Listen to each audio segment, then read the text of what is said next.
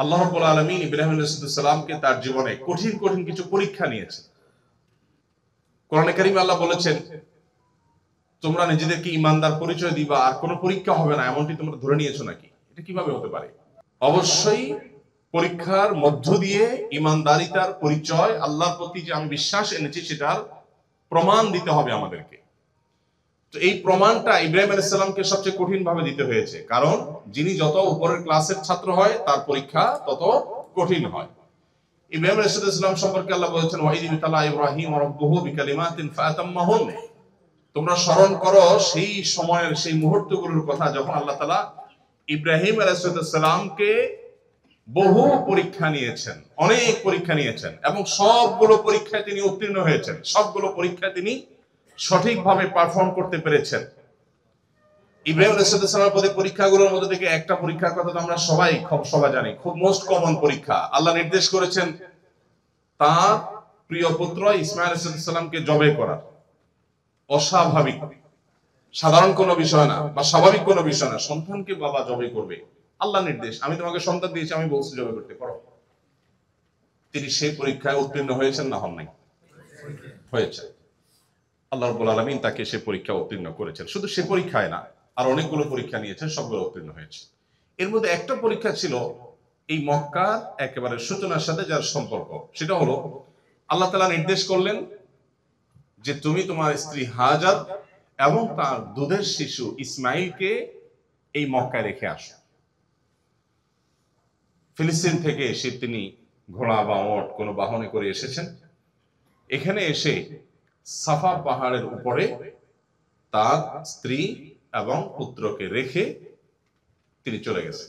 যখন তাদেরকে রেখে যাচ্ছেন তখন এই মক্কার পুরো অঞ্চল, পুরো এলাকা জনমানব শূন্য একটা গহীন জঙ্গল, শুধুমাত্র উপত্যকা এবং পাহাড়, কোনো মানুষ, কোনো প্রাণের আলামত এখানে ছিল না।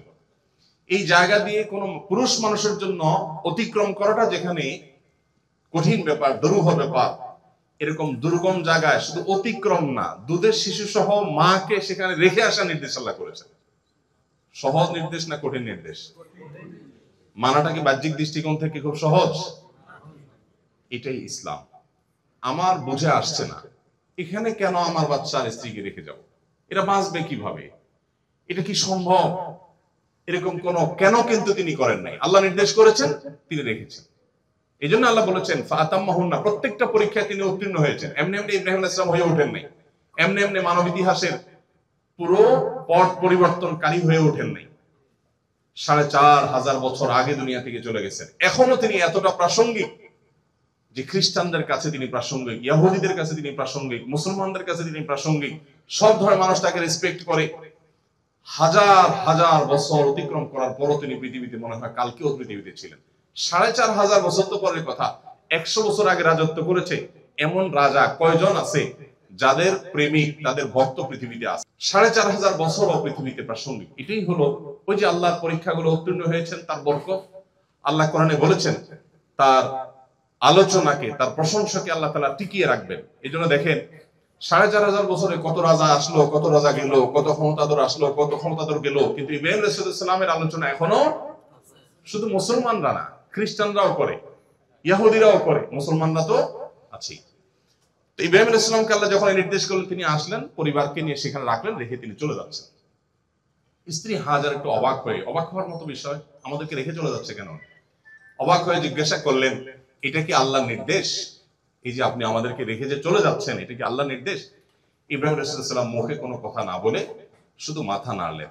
সহিহ বুখারীতে দীর্ঘ হাদিস এসেছে এই প্রসঙ্গে। তিনি মাথা নেড়ে বোঝালেন সাই দিয়ে যে হ্যাঁ আল্লাহর নির্দেশ। এখানে দেখেন অবাক করা বিষয়, মাহাজার যখন আল্লাহর নির্দেশ জানলেন তখন আর একটি বাক্য বললেন না, আপনি আমাদেরকে রেখে চলে যাচ্ছেন, কেমন কথা, আপনি নিজেও থাকছেন না, কোনো মানুষজন নাই, খাবার নাই, পানিও নাই, এখানে তো ভয়ই মানুষ মারা যাওয়ার কথা, এই গহীন জঙ্গলে। একটা প্রশ্ন করেননি, মানে আল্লাহ রেখে গেছে, আল্লাহ রাখার নির্দেশ করেছেন, ও তাহলে তো আমার টেনশন করার কোনো কারণ নেই। আল্লাহ যদি এখানে আমাকে এই অবস্থায় রেখে কোনো বিপদ দেন তো নিশ্চয়ই এর ভিতরে কোনো কল্যাণ আছে, আর সেভ করার মালিক তো আল্লাহ তাআলাই একমাত্র। সো আল্লাহ যখন বলেছেন এখানে রেখে আসতে, তা আপনার কোনো টেনশন নেই, আপনি যান, আমারও টেনশন নেই। ঈমান কি দেখেন, ইসমাইল আলাইহিস সালাম যে মায়ের ঘরে জন্ম নিয়েছেন সে মা এরকম মুত্তাকি ছিলেন। আজকে আমাদের মায়েদের তাকওয়া কোথায়? সন্তানরা কেন আর সেরকম হয়ে বেড়ে ওঠে না? কারণ আমাদের বাবা মা যারা, আমাদের ঈমানের ত্রুটি, আমাদের আমলের ত্রুটি, সন্তান কোত্থেকে মানুষ হবে?